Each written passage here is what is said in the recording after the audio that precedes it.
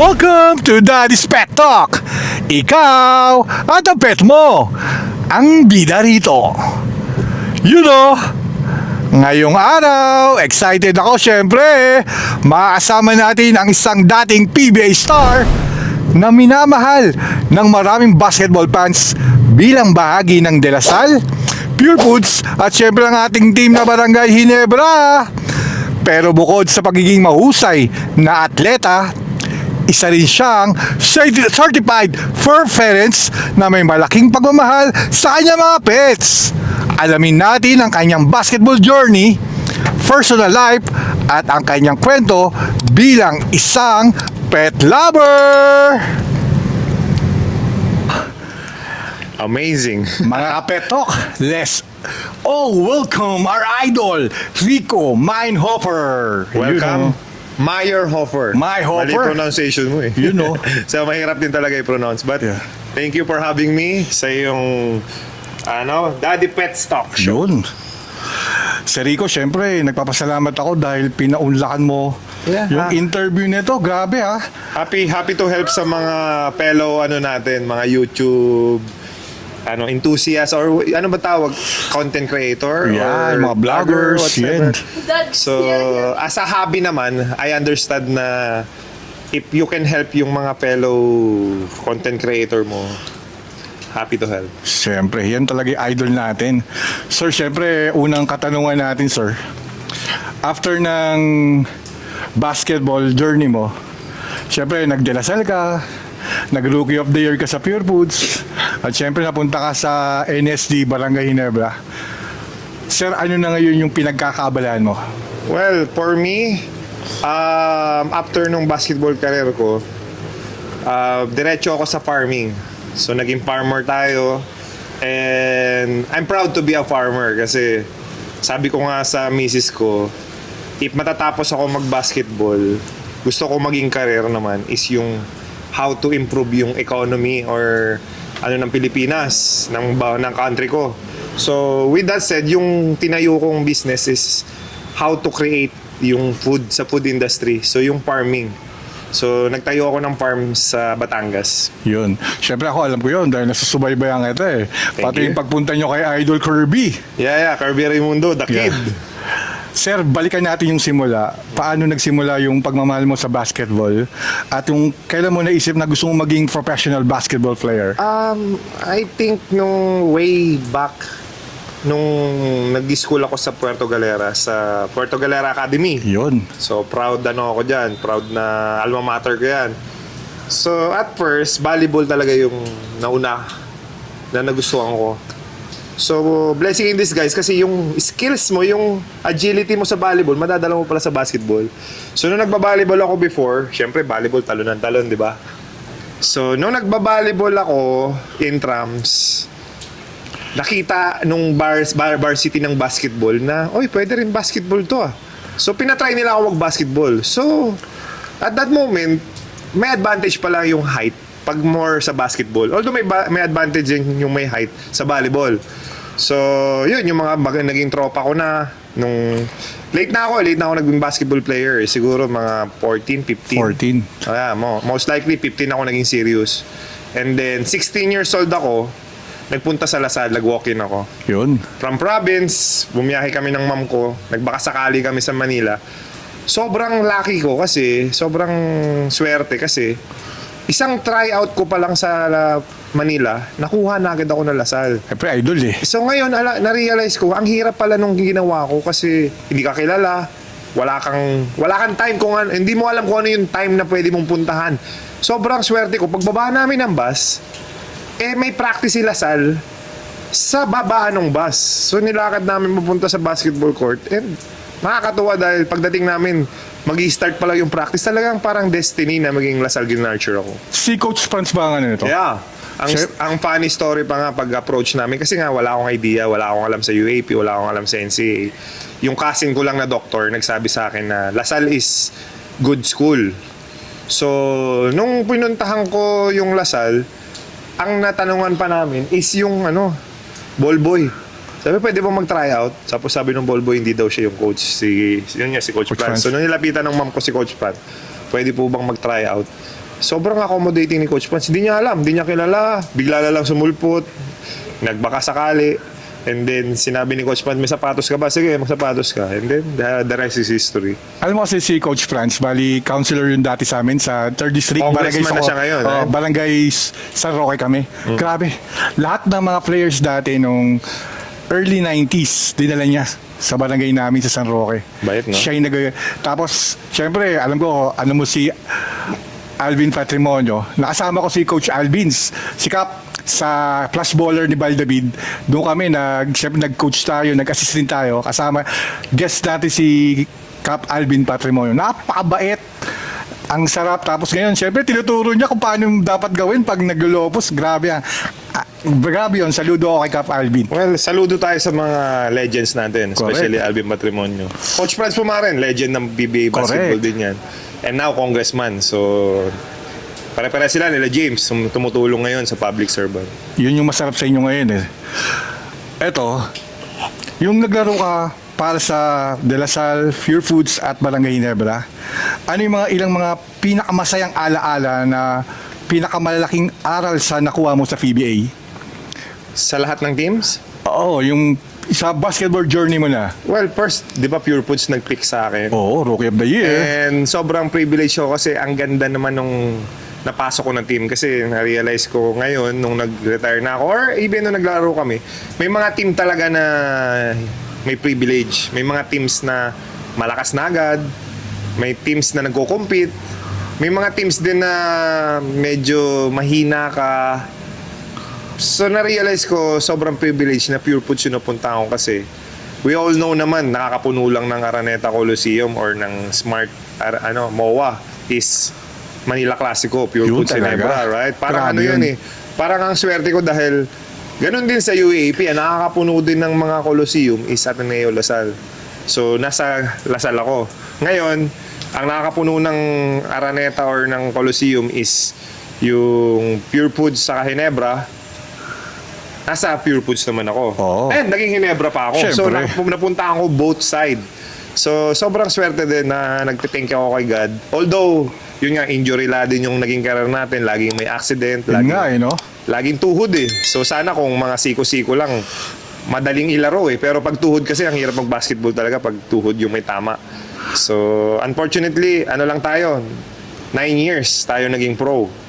Na ang goal ko sana, if you're gonna ask me, ang goal ko sana nung Pure Foods Day ko, anong PBA days ko is siguro 3 more years pa. Oo nga. Kasi nag-retire ako 33. Batang-bata So pa dapat eh, no? ang goal ko mga 36, 37.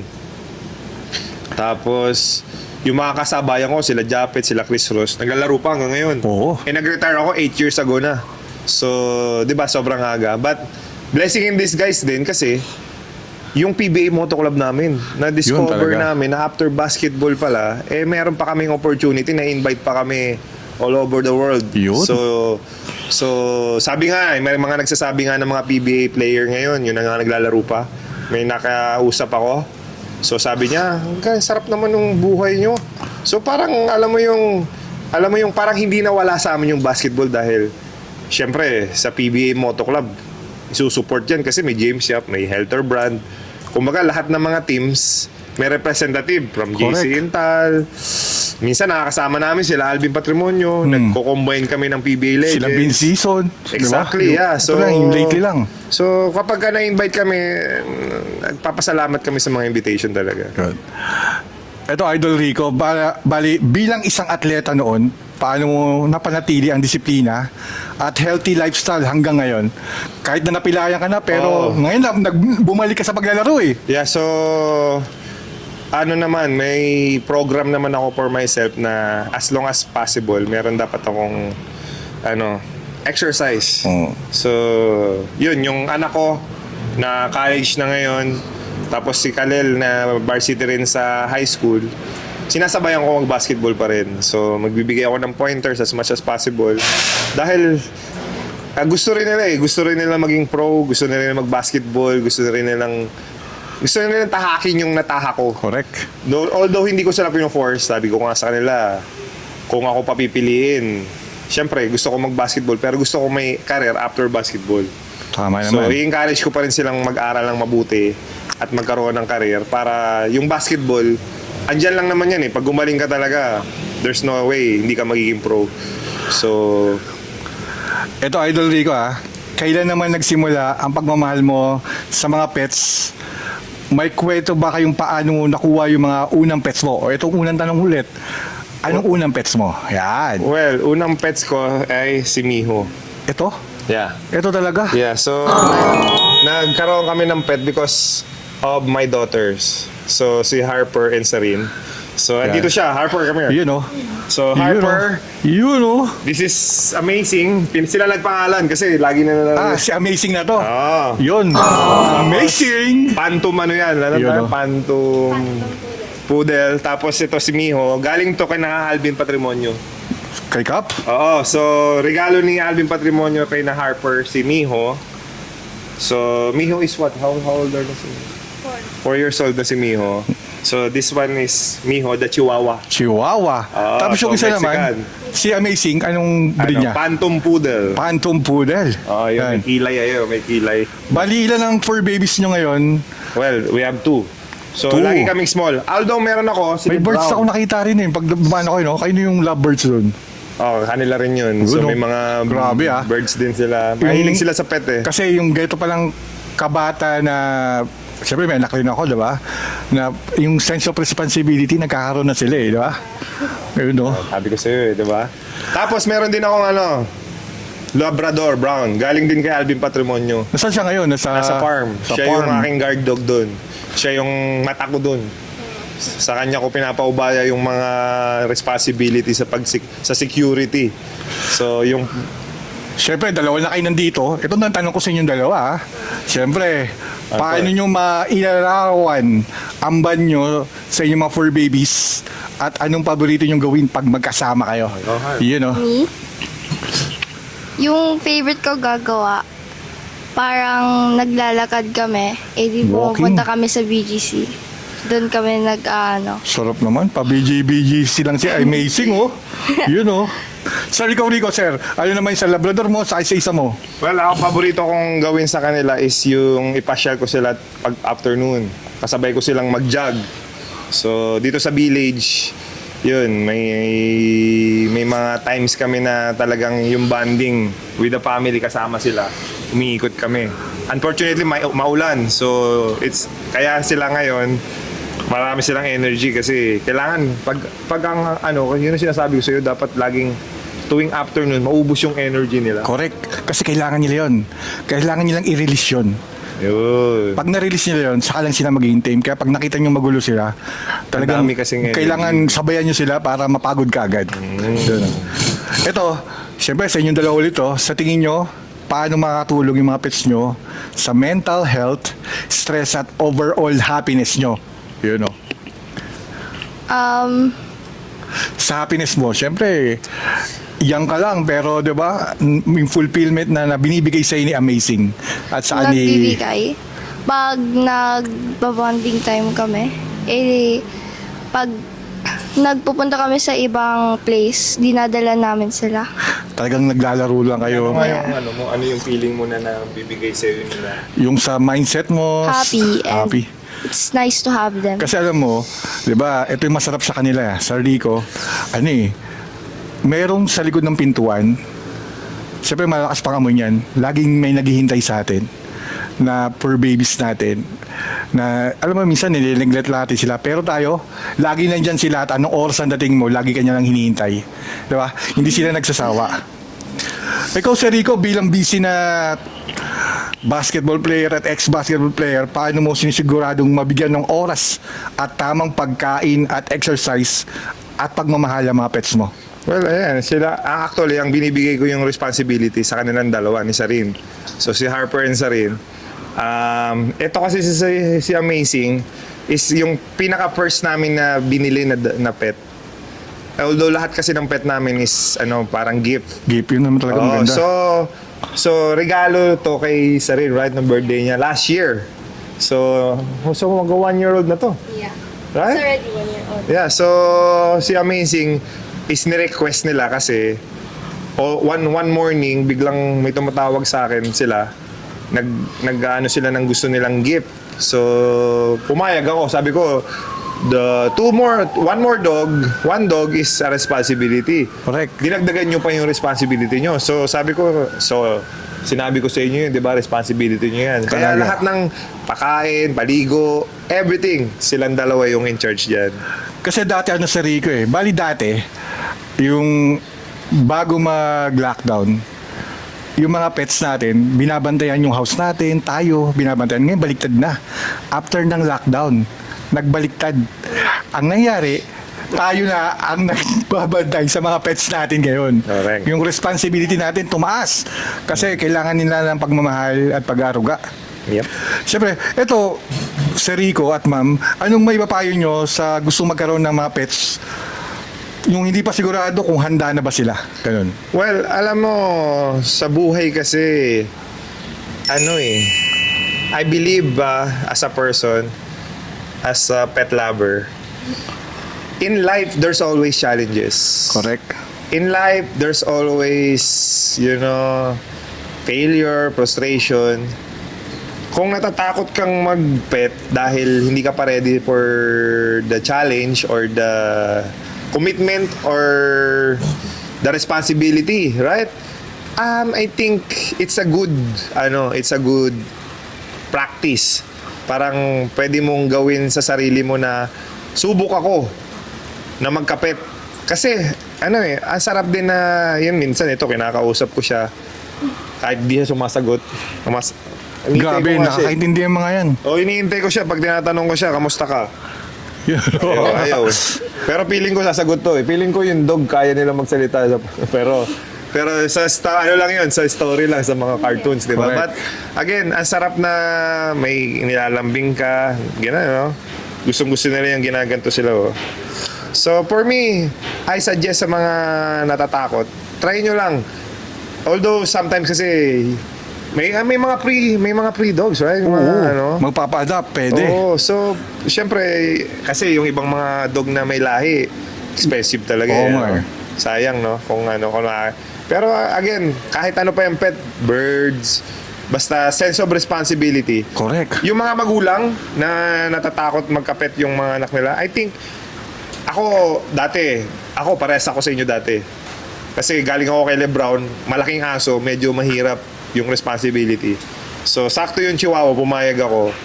And, naniniwala ako, nagkakaroon sila besides gadgets. Ngayon, kalaban na natin, gadgets. Correct. So, at least kung may dog, baka makabawas si pet ng ng mga 20 minutes or 1 hour. That's a good thing. Kasi kaya na ng mga bata ngayon mag 24 hours, 24/7 sa gadgets nila. Kaya nga eh. Kapag hindi mo pipigilan yan, kaya maganda, may konting Pets sila. sila, lambing sa pets nila. Para may responsibility rin silang nakaano sa kanilang balikat. Exactly. Sir Rico Idol, ano ang mga susunod na plano mo sa career, sa negosyo mo, personal life, at syempre sa advocacy? Well, yun, alam mo yung PBA Moto Club namin na natayo nila James Yap, nila JJ Helter Brand. Sobra kaming privilege kasi sinusupport siya. And pag nagka-create kami ng mga charity project namin, ang bilis makahingi ng support. Especially sa mga company, sa mga tao.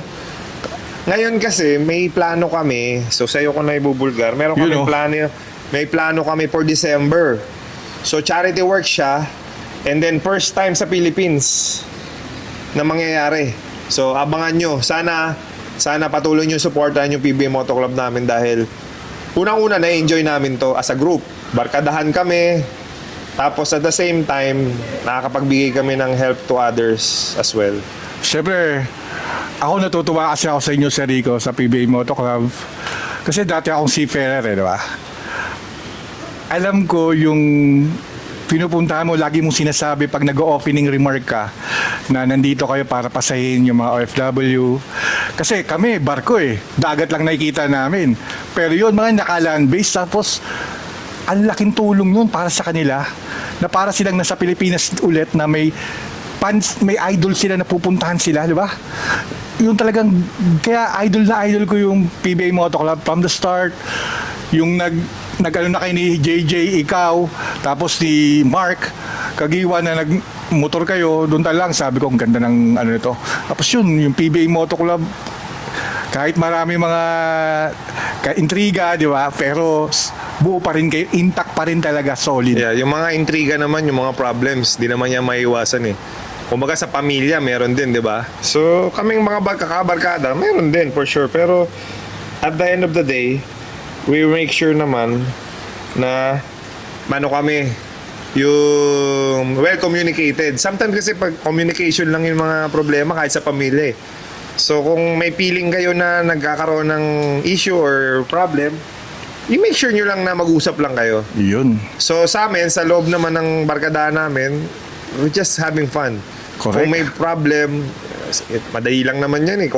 Kung ayaw mo, go out. Pag gusto mo, come. Yun, oh. So come and go. Kung ano yung magpapasaya sa'yo, always go.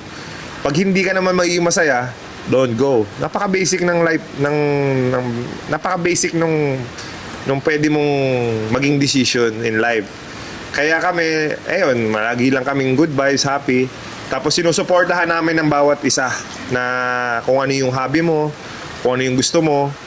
Kasi masarap din sa barkada, sa mga tropa mo, yung may-enjoy mo yung company nila.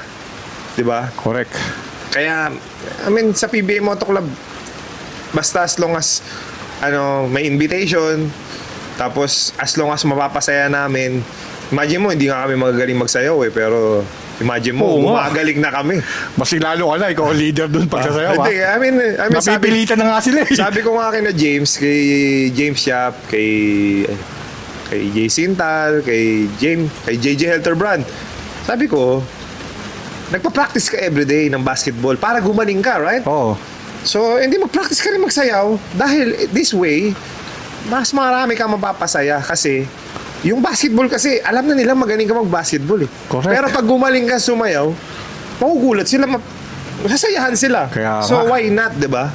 Kaya sabi ko yung mga nahihiya pa sila magsayaw, sabi ko, mahiya ka kung hindi ka magaling magsayaw.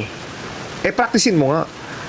'Di ba? Tapos sabi ko, wag kang mahiya kasi this is the only way na we can give laughter, give happiness, give yung smile. Palabasin natin yung smile ng mga kababayan natin, especially overseas. Kasi may mga domestic din kami. Kaya nga. So, even though domestic kasi hindi mo alam kung ano yung pinagdadaanan ng mga nanonood na pwedeng dahil dun sa moment na yun, napasaya mo sila sa isang araw, kahit 20 seconds lang silang masaya, that's a good thing na provide mo sa kanila, sa buhay nila. Especially lalo na sa ibang bansa. Correct. They've been working every day, 24/7. And then, yung moment na pinuntahan ka nila, nanood sila ng exhibition games, and then, nabibigyan mo sila ng happiness, fulfillment yan for us. You know, siyempre may past talk tayo. Ito yung mga bonus question. First time ko lang itong gagawin, pero sa inyo pang magama. Okay, ha? Ready na ba kayo? Yes. Mabilis dapat, ha? Oo. Sige. Dog or cat? Dog. Dog! Yun, oh. Morning walk o evening walk? Evening, Evening walk. Favorite treats ng 4 babies nyo? The Dog what? treat. Favorite treat? Anong binibigay mo?